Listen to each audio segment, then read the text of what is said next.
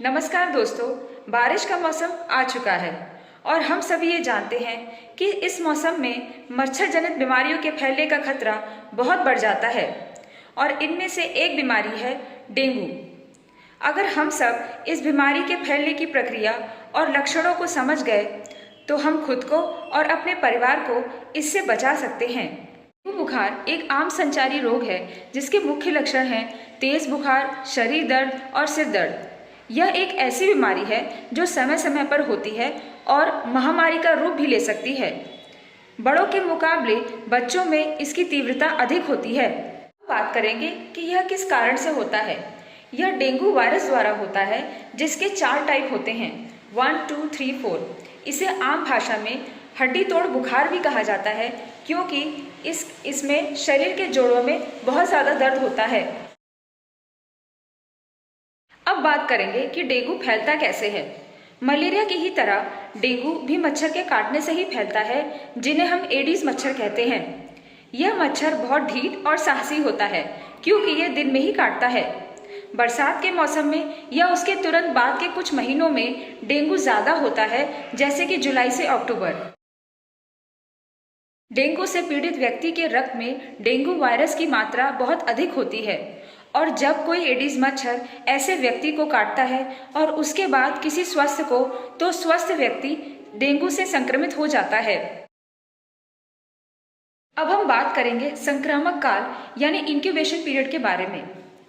जिस दिन dengue virus से संक्रमित एडीज मच्छर किसी व्यक्ति को काटता है, उससे लगभग 3 से 5 दिनों के बाद बुखार के लक्षण आ सकते हैं। और अब हम बात करेंगे इसके लक्षणों के बारे में। इसके लक्षण इस बात पर निर्भर करते हैं कि बुखार किस प्रकार का है। यह 3 प्रकार के होते हैं, क्लासिकल या साधारण बुखार, डेंगू हेमरेजिक फीवर और डेंगू शॉक सिंड्रोम।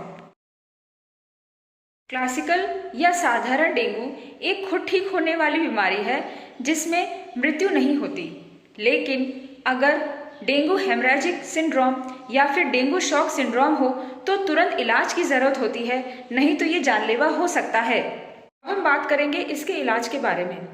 यदि व्यक्ति को क्लासिकल या साधारण डेंगू बुखार है तो व्यक्ति की देखभाल और इलाज घर पर ही किया जा सकता है। इसे सिम्प्टोमेटिक ट्रीटमेंट या लाक्षणिक उपचार की ही जरूरत होती है। रोगी को बुखार की दवा और शरबत दीजिए। बुखार के समय डिस्प्रिन या एस्प्रिन रोगी को कभी ना दें। बुखार 102 डिग्री फ़ारेनहाइट से अधिक है तो पट्टी रखें। सामान्य रूप से भोजन देना मरीज को जारी रखें। बुखार के समय शरीर को भोजन की ज़्यादा ज़रूरत होती है। अब हम बात करेंगे इसकी रोकथाम के बारे में। डेंगू बुखार की रोकथाम सरल, सस्ती और बेहतर है। अगर ज़रूरत है तो कुछ ज़रूरी उपाय बरतने की। पहले, एडीज मच्छरों के पनपने को रोकना। दूसरा, एडीज मच्छरों के काटने से बचाव करना। होम्योपैथ में डेंगू का बहुत अच्छा और सरल इलाज है।